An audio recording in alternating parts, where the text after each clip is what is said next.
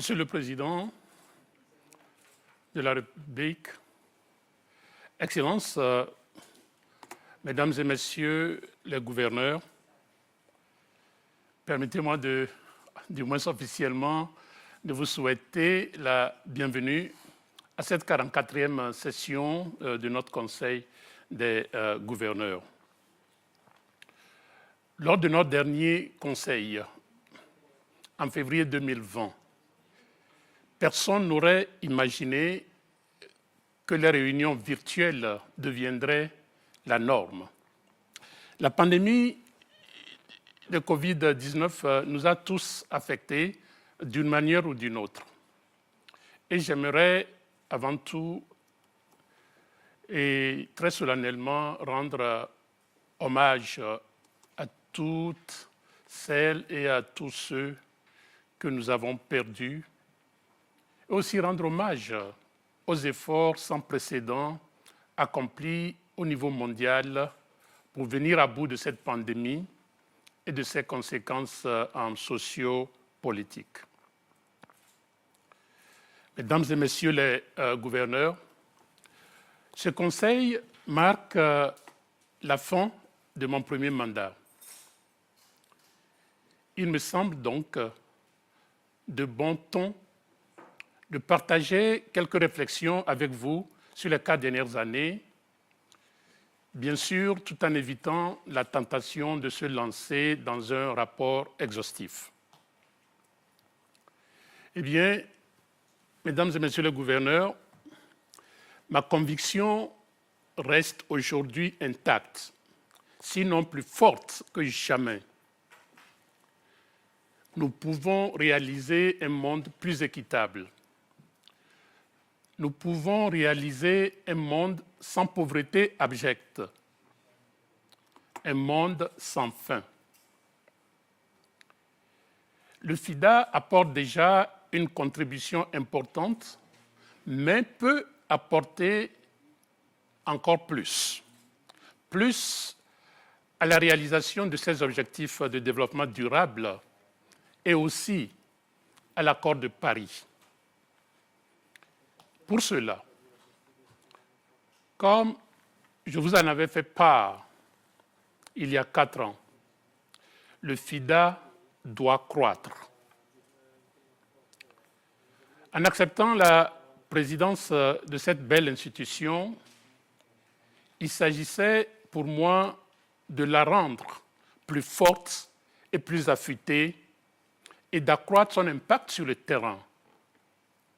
C'est là la condition pour accompagner le changement de paradigme nécessaire vers une résilience renforcée, vers une plus grande prospérité dans les zones rurales et aussi pour des systèmes alimentaires véritablement durables, des systèmes alimentaires inclusifs et bien sûr équitables. En somme, il nous fallait transformer le FIDA pour une meilleure transformation de nos zones rurales. Eh bien, les réformes de l'architecture financière et du modèle opérationnel, ainsi que les avancées institutionnelles, étaient pour nous les pièces maîtresses d'un même édifice, celle de la bonne gouvernance, celle d'une organisation plus efficace, celle d'une organisation plus transparente, une organisation ne tolérant aucune forme de discrimination, avec une parité femmes-hommes et un dialogue social renforcé. Ces réformes portent déjà leurs fruits. La décentralisation a permis de doubler notre présence sur le terrain.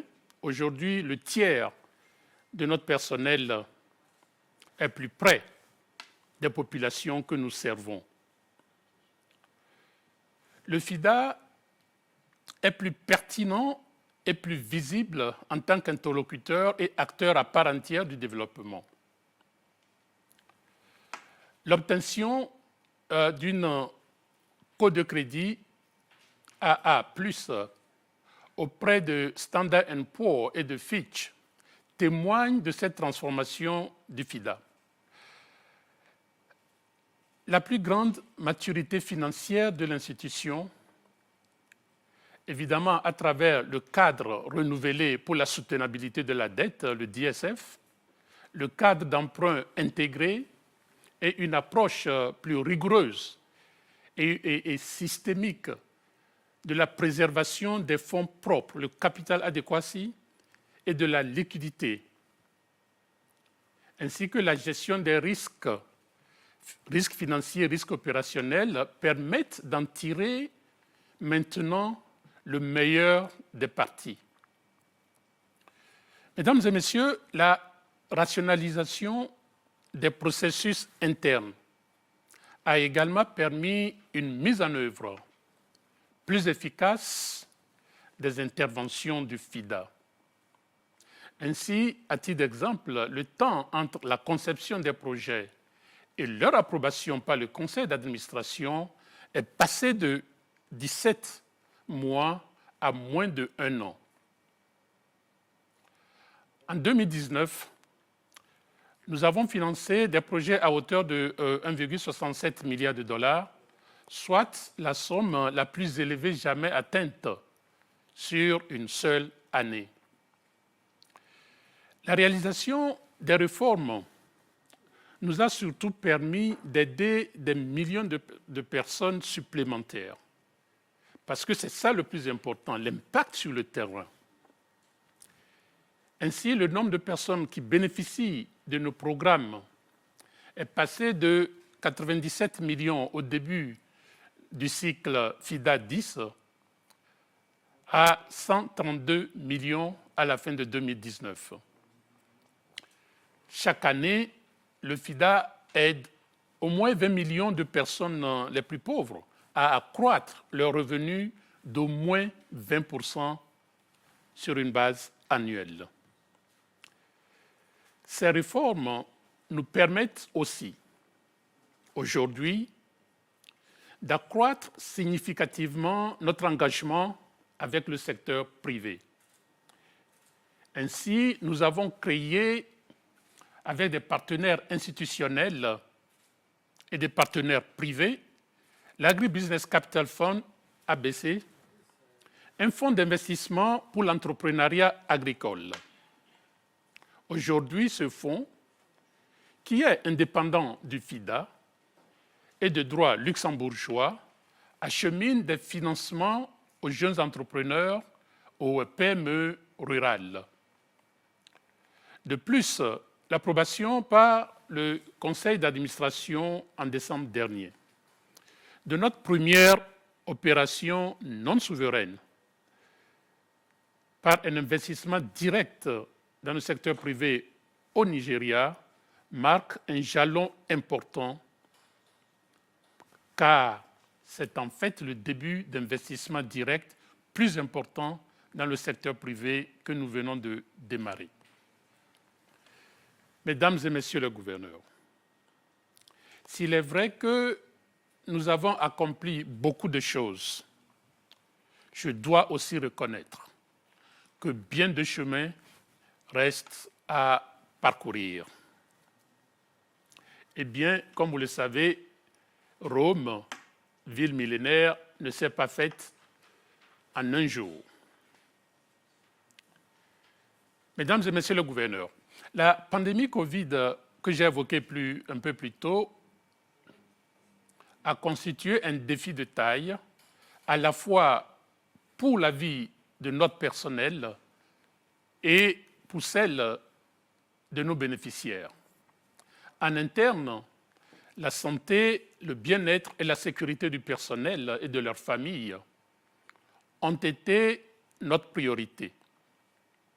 Nous avons pris les mesures nécessaires pour les protéger tout en assurant la continuité de notre mission auprès des populations rurales que nous servons.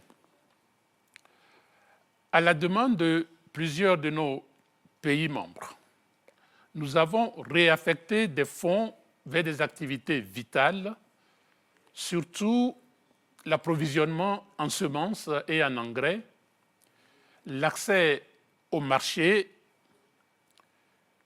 l'accès aux services financiers et aux services de conseil agricole. En plus de ces dispositions de réhabilitation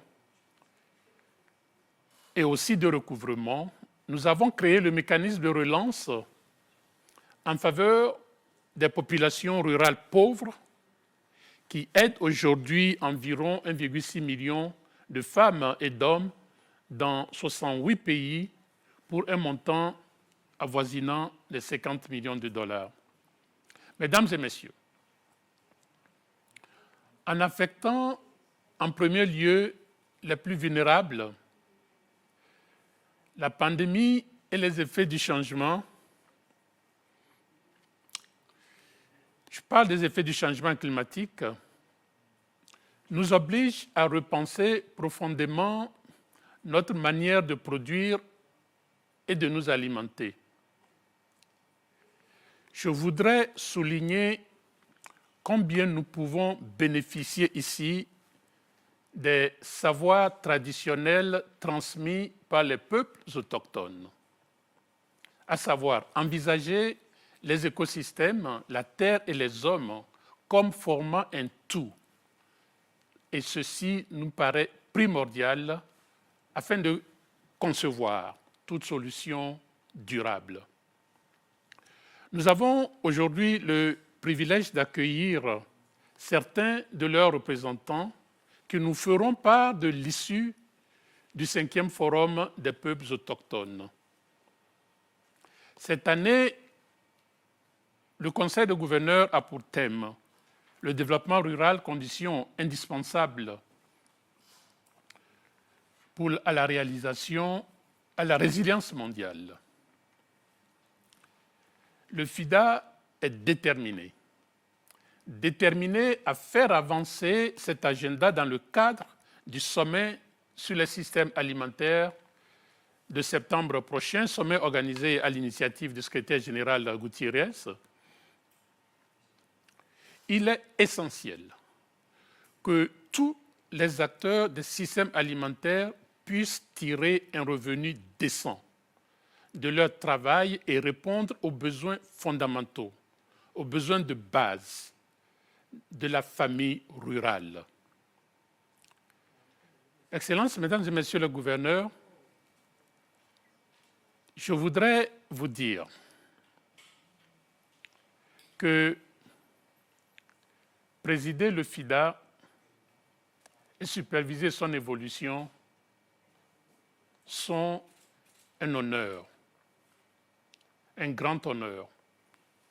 Et je voudrais terminer simplement en vous disant une fois de plus, merci de cette marque de confiance. Je vous remercie, Monsieur le Président.